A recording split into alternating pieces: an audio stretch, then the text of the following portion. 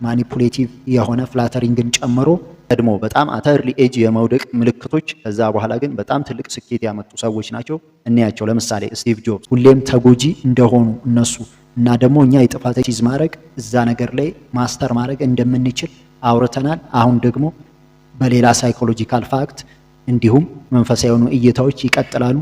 ስለዚህ እነዚህን ሳይኮሎጂካል ፋክቶች ስናቀርብላችሁ ሁሌም ቢሆን የታተሙ አርቲክሎች፣ ሪሰርቾች እንዲሁም መጽሐፍ እንጠቀማለን። ስለዚህ ዛሬ አንድ መጽሐፍ ይዤላችሁ መጥቻለሁ። እሱም እዚህ ስክሪን ላይ የምታዩት ዘ ዳርክ ሳይኮሎጂ ፕሌይቡክ ነው የሚለው።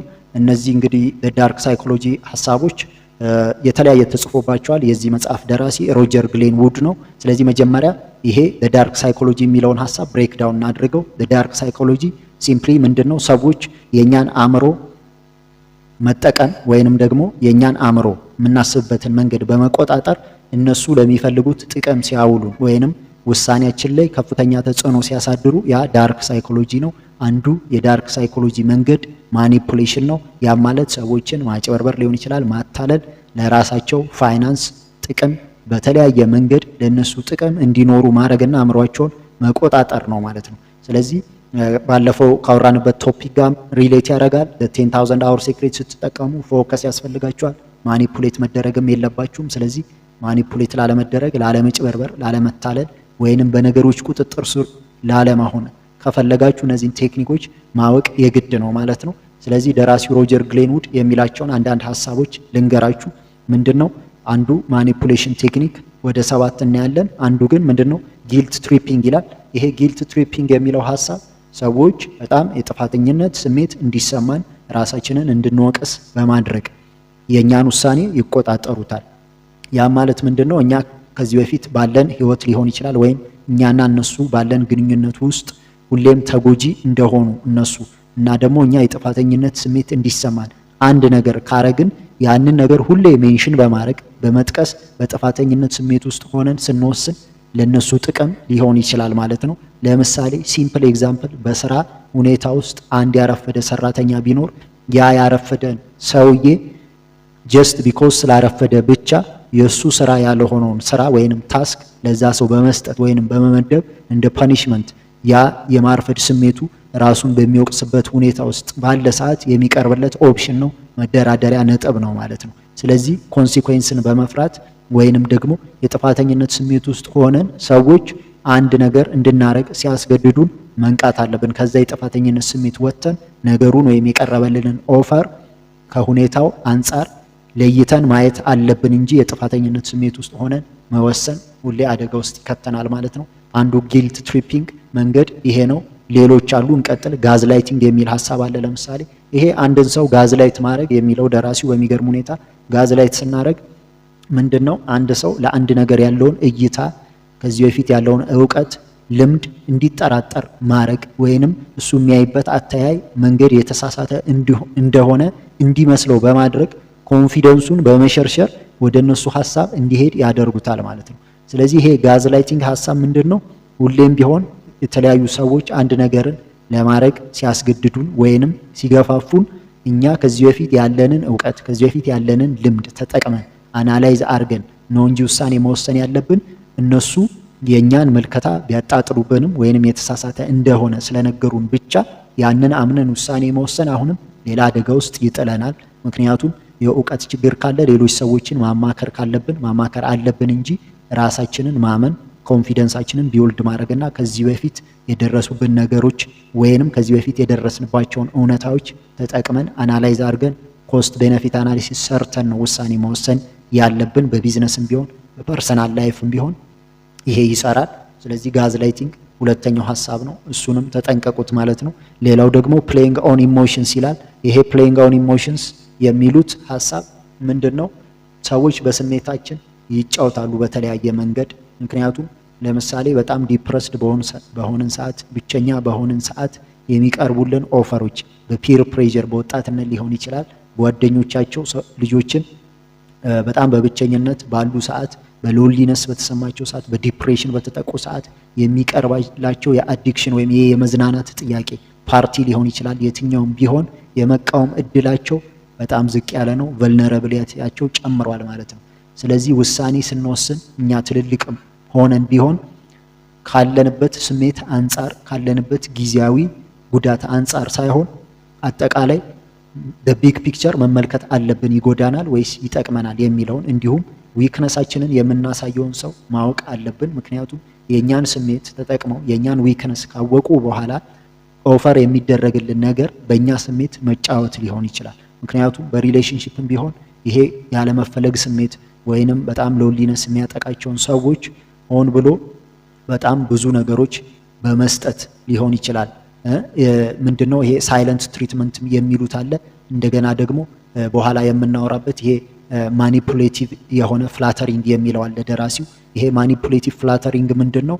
ለሰዎች በጣም ብዙ ስጦታ በመስጠት ፍቅር በመስጠት አይተው የማያውቁትን ነገር በማድረግ በአንድ ጊዜ በኋላ ግን ፋይናንሺያሊ አቢዩዝ ለመደረግ ሊገደዱ ይችላሉ።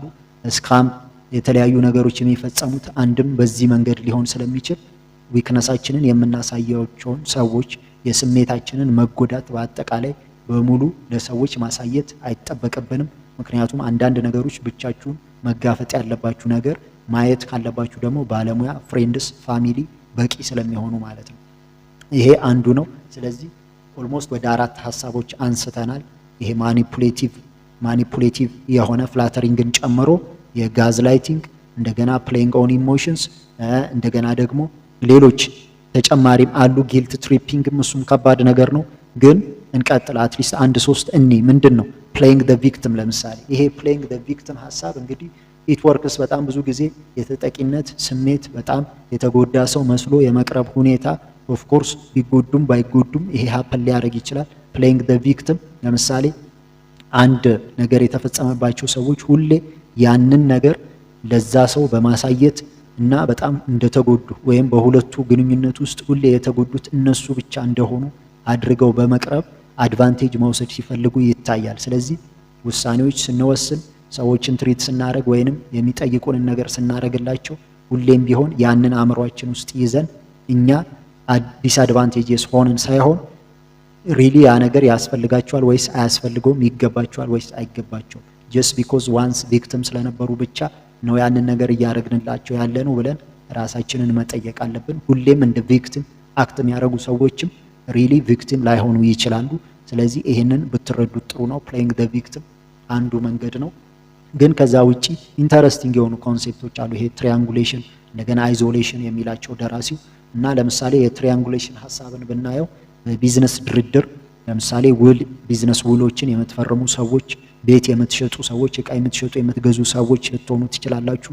ትሪያንጉሌሽን ማለት አንድ የሚደራደራችሁ ሰው ሁሌም ቢሆን ወደ እናንተ ሲመጣ ሶስተኛ ወገን ይዞ ይመጣል። ሰርድ ፓርቲ ኢንቮልቭመንት አለ። ያ ሰው ደግሞ እሱ የሚያወራውን ነገር በማድነቅ በማጨብጨብ በጣም ትልቅ ኦፈር እንደሰጣችሁ አርጉ የእናንተን ፐርሴፕሽን በመቀየር እናንተ ላይ ጫና ያሳድራሉ። ስለዚህ ትሪያንጉሌሽን ውስጥ ከመግባታችሁ በፊት የተሰጣችሁ ኦፈር እናንተን የሚጠቅም መሆኑንና አለመሆኑን በማማከር ጊዜ እንዲሰጣችሁ በመጠየቅ ሎየር ካላችሁ ቢዝነስ ላይ ሎየር በማማከር ፋሚሊ፣ ፍሬንድስ እናንተ የሚረዷችሁን ሰዎች በማማከር ነው ውሳኔ መወሰን ያለባችሁ እንጂ ለትሪያንጉሌሽን መጋለጥ የለባችሁ። አይዞሌሽን ሌላ ኮንሴፕት ነው ግን ተቀራራቢ የሆነ ይሄም ምንድነው? አይዞሌሽን ማለት እናንተ ፋሚሊ ይኖራችኋል፣ ፍሬንድስ ስለናንተ የሚያስቡ የሚጨነቁ ሰዎች አሉ። መጀመሪያ ያ ማኒፑሌት ሊያረጋችሁ የፈለገው ሰው እናንተን ማታለል፣ መጠቀም፣ ማጭበርበር የፈለገ ሰው ሆን ብሎ ከነዛ ሰዎች ይነጥላችኋል። ከጓደኞቹ ሊሆን ይችላል፣ ከቤተሰባችሁ። ከዛ በኋላ የእናንተ ፋይናንስ ሶርስ ላይ ፋይናንሻል ዲሲዥን ላይ የዕለት ተዕለት ውሏችሁ ላይ ያ ሰው ተጽዕኖ ማሳደር ይጀምራል ማለት ነው። ስለዚህ ሰዎች አይዞሌሽን ላይ እንዳይከቷችሁ መጠንቀቅ አለባችሁ። ሶሻል ባላንስ ያ ማለት ቤተሰብ፣ ፋሚሊ፣ ፍሬንድስ ቅርባችሁ ማድረግ፣ እንደገና ያም ሰው የሚገባውን ያህል ክሎዝነስ ማሳየት ማለት ነው። ዲስታንሳችሁን ኪፕ ማድረግ፣ እንደገና ፋይናንሻል ሴክሬታችሁን መጠበቅ። ምክንያቱም ይሄ ለምሳሌ ኢንዱስትሪያል ፋክተሪ የሚሰሩ ሰዎች ላይ ይሰራል ኦፍ ኮርስ፣ ወይንም በአጠቃላይ በቅጥር ሁኔታ ላይ አይታችሁ ከሆነ ኤችአር ባለሙያዎችም ቢሆኑ ሳይኮሎጂካሊ ምን ያደርጋሉ? ሰዎችን ሆን ብለው ለየብቻ በማናገር ሰግሪጌት በማድረግ በአይዞሌሽን የግሩፕ ሳይኮሎጂ እና የቲም ሳይኮሎጂ እንዳይኖራቸው የተለያየ ኢንፎርሜሽን ከደረሳቸው በኋላ ለየብቻ በማናገር ደሞዝ መደራደር። ለምሳሌ ያ አንድ ሳይኮሎጂ ነው። ስለዚህ እናንተ ጥሩ ተደራዳሪ መሆን ከፈለጋችሁ አይዞሌት ከመደረጋችሁ በፊት ጥሩ ኦፈር ይዞ መምጣት ወይንም ተጨማሪ ጊዜ እንዲሰጣችሁ መጠየቅ እንጂ አይዞሌት ስትደረጉ በራሱ ፍረስትሬሽን ስለሚኖር የምትወስኑት ውሳኔ ያን ቀጣሪ የሚጠቅም ሊሆን ስለሚችል፣ ስለዚህ የአይዞሌሽንም ሀሳብ ይሄ ነው። አትሊስት አይ ቲንክ 1-6-7 አይተናል። መጽሐፉ እንደዚህ እያለ ይቀጥላል።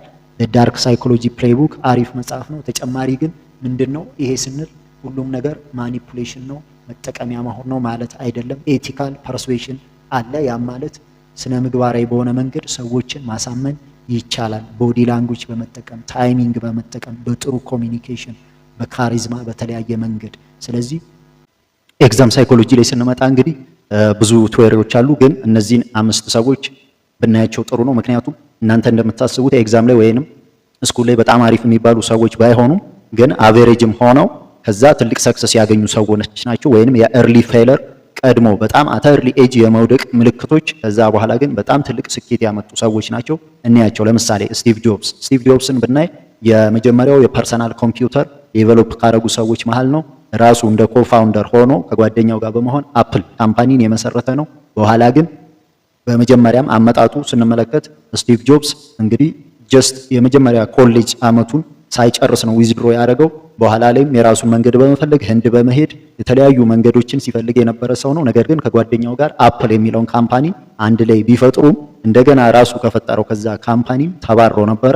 ነገር ግን ራሱ ትልቅ ካምፓኒዎችን በማቋቋም ተመልሶ እንደገና ሲኢኦ ወይንም የራሱ የአፕል ሲኢኦ በመሆን እንዲመለስ ተደርጎ አፕል ላይ ትልቅ ተጽዕኖ የፈጠረ ሰው ነው ማለት ነው። ስለዚህ ስቲቭ ጆብስ ስኩል ላይ በጣም አሪፍ የሚባል ሰውም ባይሆን የመጀመሪያ ዓመትም ዊዝድሮ ቢያደርግ በኋላ ግን ትልቅ ስኬት ያገኘ ሰው ስለሆነ፣ ስለዚህ ዩኒቨርሲቲም ብትገቡ እንደገና ኤግዛም ላይ መውደቅም ቢመጣ ነገር ግን ሁሌም ቢሆን ያ የስኬት ምልክት ወይንም ደግሞ የውድቀት ምልክት መሆን የለበትም። ኢትስ ጀስት ዘ ስታርቲንግ ፖይንት። በኋላ ላይ ለምታመጡት ስኬት ወይም ውድቀት ምክንያት የሚሆን ብቻውን ሳይሆን የእናንተ የኤግዛም ሳይኮሎጂ ፈተናን ስትፈተኑ ሁልጊዜም ስለ አንድ ነገር ብቻ ሳይሆን አጠቃላይ ያላችሁ የእውቀት መለኪያም ቢሆን ነገር ግን ሁሌም ቢሆን ኤግዛም ሳይኮሎጂ ላይ ነገሮችን ለማስታወስ መሞከር የምትችሉበት መንገድ ያ የሳይኮሎጂ ስቴታችሁ በዛ ፈተናውን በምትወስዱበት ሰዓት ለፈተናው ያላችሁ እይታ ወይንም ምልከታ ላይ በጣም የተመሰረተ ስለሆነ በጣም ከፍተኛ ቫልዩ መስጠት ወይንም ዝቅ አድርጎ ተመልክቶ ኦቨር ኮንፊደንስ ወይንም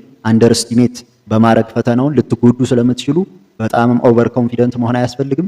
ነገር ግን በተቻለ መጠን ሪቪዥን ማድረግና የማስታወስ ችሎታችሁን መጨመር ነው። እንዲሁም የምትችሉት ወይንም ጎበዝ የሆናችሁበት ነገር ላይ በደንብ አተኩሮ መስራት ኤፊሸንሲያችሁን ሊጨምረው ይችላል። ከስቲቭ ጆብስ ሌላ የምናያቸው ሰዎች ይኖራሉ። ለምሳሌ ወልት ዲዝኒን ብናየው ዲዝኒ የሚባለው እንግዲህ ወልት ዲዝኒ ካምፓኒ በጣም ትልቅ ካምፓኒ የሆነ ነው። እሱም ካምፓኒ ምንድነው በመጀመሪያ ጊዜ ይሄ ወልት ዲዝኒ የሚባለው ሰው እንደውም ከሚሰራበት ከኒውስ ፔፐር ወይንም ከሚሰራበት የጋዜጣ ካምፓኒ ኤዲተር ከነበረበት የተባረረ ነው።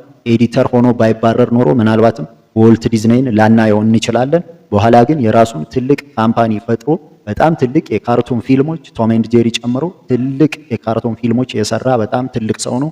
ኢንፍሉዌንስ ማድረግ የቻለ ሰው ነው። ስለዚህ ወልት ዲዝኒም ቢሆን አሁን መንገዱ የውድቀት ነው። ስለዚህ አንድ ውድቀት ለሌሎች ትልቅ ስኬቶች መነሻ ሊሆን ስለሚችል ውድቀትን በራሱ መፍራት የለባችሁም። ግን ያንን የምትቀበሉበትና ትሪት የምታደርጉበት መንገድ በጣም ማተር ያደርጋል። ሌላ ሶስተኛ ሰው ብናይ ፓብሎ ፒካሶ እንግዲህ አርት ላይ ወይንም ስነ ጥበብ ላይ በጣም ሪፈር ከሚደረጉ ሰዎች መሃል ነው። ግን ይሄ ፓብሎ ፒካሶ የሚባል ሰው እንግዲህ በሳይኮሎጂ ዲስሌክሲያ የሚንለው ፌለር ወይንም ማለት ይሄ ዲስሌክሲያ ስፔሊንግ ነገሮችን የማንበብ የመረዳት ወይንም የመረዳትን ባይሆን በፍጥነት የማንበብ እና የመጻፍ እንዲሁም ስፔሊንጎችን የመረዳት ችግሮች ነበሩ። ይሄ ዲስሌክሲያ የምንለው እንግዲህ እነዚህ ሰዎች ሲማሩ በተለየ መንገድ መማር አለባቸው ነው እንጂ የኢንተለጀንስ ጉዳይ አይደለም። ነገር ግን ለመጻፍ ለማንበብ ይቸገራሉ።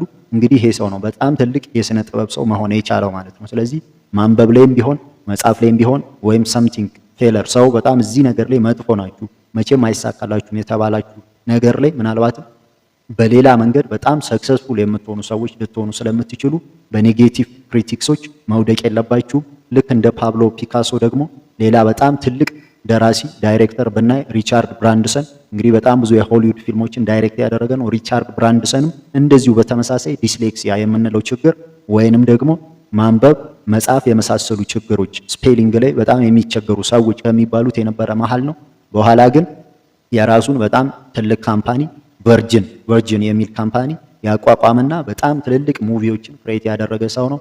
ስለዚህ ኤግዛም ሳይኮሎጂ ማለት የትኛውም ፈተና የእናንተን ውድቀት ወይም የእናንተን ትልቅ ስኬት የሚለካ ሳይሆን ጀስት በአንድ ነገር ላይ ያላችሁን ምናልባትም የትምህርት ዝግጅታችሁን የሚፈትን ስለሆነ ዝግጅቱ ላይ ችግር ካለ ፈተናው ሊያሳየው ይችላል። ግን ከዛ ተነስታችሁ ደግሞ በጣም ተጽዕኖ ወደምትፈጥሩበት ነገር መሄድ ትችላላችሁ። ባለፈው እንዳወራ ነው 10000 hour secret የ10000 ሰዓት ጥበብን ተጠቅማችሁ የትኛውም የምትፈልጉት ነገር ላይ በየቀኑ በመለማመድ ኤክስፐርቲዝ ማድረግ ትችላላችሁ። እንግዲህ አሁን ያወራንባቸው ፊልዶች ለምሳሌ በአፕልም ቢሆን ስቲቭ ጆብስም ኮሌጅ ዲግሪ አላስፈልገውም እዛ ደረጃ ለመድረስ። እነ ፓብሎ ፒካሶ በጣም ትልቅ የሥነ ጥበብ ሰው ለመሆንም የግድ የመጡበት የትምህርት መንገድ አስፈላጊ ላይሆን ይችላል። እንዲሁም ሪቻርድ ብራንድሰንም በዓለም ደረጃ ትልቅ ዳይሬክተር ለመሆን ኮሌጅ ዲግሪ አላስፈልገውም። ግን ምንድነው ይሄ ማለት ትምህርትን አንደርስቲሜት አርጉት እያልኳችሁ ሳይሆን ትምህርት በራሱ አንድ መንገድ ነው። በዛ ውስጥ በኬሪር ፓዝ ቢውልድ አርጋችሁ አንድ ሙያን ይዛችሁ እንደገና በተጓዳኝ ደግሞ ሆቢ ዴቨሎፕ አድርጋችሁ ያንን ሆቢ ግን ጀስት ከሆቢ በላይ እንደ ኤክስፐርቲዝ እና እዛ ነገር ላይ በጣም ትልቅ የሆነ ራንክ ፈጥራችሁ አንድ ላይ ማስኬድ የምትችሉት ነገር ስለሆነ ትምህርት ወይንም አካዳሚክ ነገር እኛን በራሱ የሚሰራን ቢሆንም ነገር ግን ደግሞ ሁሌም ቢሆን ህይወታችን በዛ ላይ የተንጠለጠለ ነው ማለት አይደለም። የትምህርትን ሳይኮሎጂ ተረድታችሁ ዝግጅት እና የትኛውንም ስራ ላይ ለመስራት የሚያዘጋጃችሁ ነገር ነው ትምህርት። ስለዚህ ሁሌም ቢሆን መንገዱ ትምህርት ላይሆን ይችላል፣ ግን እየተማራችሁ ደግሞ በተመሳሳይ መንገድ በጣም የምትፈልጉት ነገር ላይ ማሳካት ትችላላችሁ። በዚህ እተማመናለሁ። በጣም ፈተናችሁ ላይ ጥሩ እድል እመኛለሁኝ። አይ ቲንክ ይሄ ቪዲዮ ቢያንስ ሳይኮሎጂያችሁን ሊያረጋጋ ይችላል። ስለዚህ በጣም በተረጋጋ ስሜት ኮንፊደንስ ባለው መልኩ ተፈተኑ። መልካም እድል